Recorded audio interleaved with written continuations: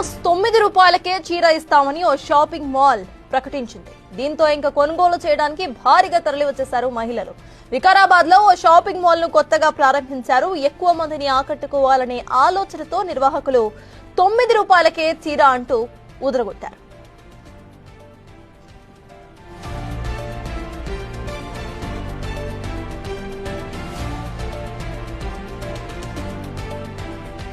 ఇంకేముంది, ప్రభుత్వం ఇస్తున్న ఫ్రీ బస్సు సౌకర్యాన్ని ఉపయోగించుకొని వికారాబాద్ చుట్టుప్రక్కల గ్రామాల నుంచి తండోపతండాలుగా వచ్చేశారు మహిళలు.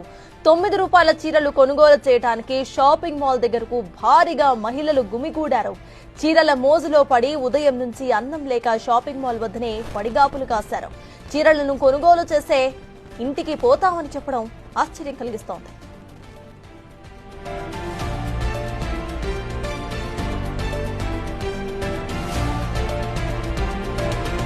షాపింగ్ మాల్ కు భారీ సంఖ్యలో జనం రావడంతో వాహనాలు ఎక్కడికక్కడ నిలిచిపోయాయి.